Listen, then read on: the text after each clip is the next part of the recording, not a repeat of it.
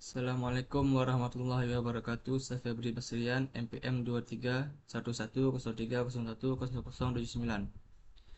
Saya akan menjelaskan tugas dari video webinar dari MK Ekologi Perairan.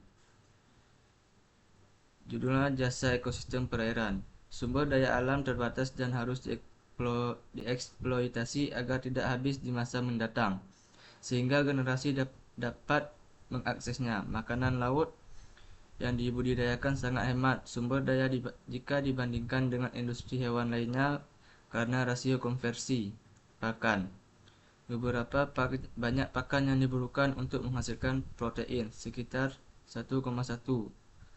Rasio konversi pakan untuk daging sapi, babi, dan ayam bervariasi antara 2,2 sampai 10. Hasilnya retensi protein dan retensi energi makanan laut sangat tinggi.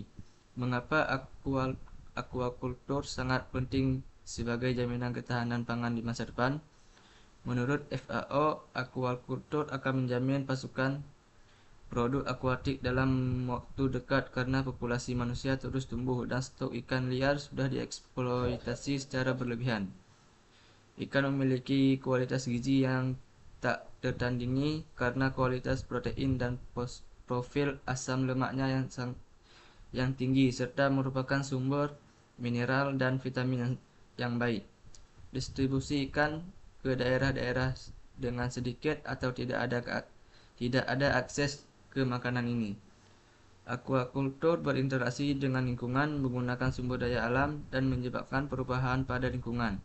Dari semua dampak aquaculture, yang paling penting adalah bahan organik berlebihan, penggunaan obat-obatan, interaksi biologis, degradasi habitat, sumber daya alam, dalam kurung, air, pakan, dan lain-lain. Barang lingkungan, budidaya perikanan, produk dalam kurung, ikan, kerang, limbah, pakan, limbah metabolisme, obat-obatan. Bagaimana kita dapat mengurangi dampak ini dan melindungi lingkungan? Lokasi budidaya harus diperkirakan dengan baik. Penggunaan pakan dengan formulasi yang mendekat kebutuhan sehingga FCR dapat dimaksimalkan dan limbah dapat diminimalkan. Distribusi dan jumlah pakan berdasarkan biomasa ikan dan suhu air. Perhatikan kesejahteraan ikan, mengintegrasikan tingkat trofik lainnya sehingga kelebihan bahan organik dapat digunakan. Aquaculture multitrofik terpadu didasarkan pada fungsi ekosistem. Beberapa spesies dari trofik yang berbeda dibudidayakan. Aliran nutrisi dibagi oleh spesies yang berbeda. Semua spesies dibudidayakan dapat dikomersialkan kegiatan di lipatan ilmiah.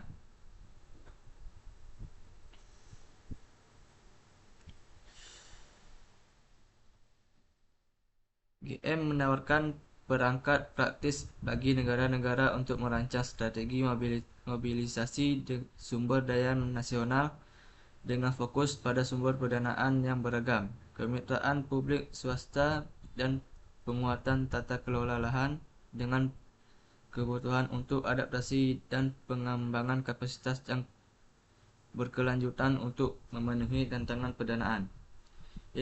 Inisiatif barunya badai pasir dan debu ranggalan, kepemilikan tanah, dan keajaiban Cerrado. FAO tahun 2009 memperkirakan bahwa peningkatan tersebut kemungkinan memerlukan tambahan lahan pertanian seluas 120 perluasan lahan pertanian. Karakteristik pentingnya dan kompleksitas Coralligenous habitat. Habitat Coralligen terdapat mulai dari zona fotik sampai batas akhir zona mesofotik, di mana biokonstruksi utamanya adalah organisme pengapur terutama spesies alga koralin, juga karang, moluska. Dalam hal keanekaragaman hayati, habitat Coralligenus dianggap sebagai ekosistem bentik kedua di Mediterania. Diperkirakan mencakup sekitar 1.300 alga, 1.200 spesies invertebrata. Spesies dominan dan pembangunan utama mungkin bervariasi berdasarkan kedalaman dan wilayah. 1. Udothea peteolata dan tuna hamilida. 2. Enicella singularis. 3. Enicella cafolinae. 4. Vicennelia squamaria. Habitat Coralligen terdapat mulai dari zona fotik sampai batas akhir zona mesofik, di mana berbiong kontraksi utamanya adalah organisme pengapur, terutama spesies alga koralien, juga moluska. Sekian dari saya, lebih dan kurang saya mohon maaf. Wabillahi taufiq wal hidayah. Assalamualaikum warahmatullahi wabarakatuh.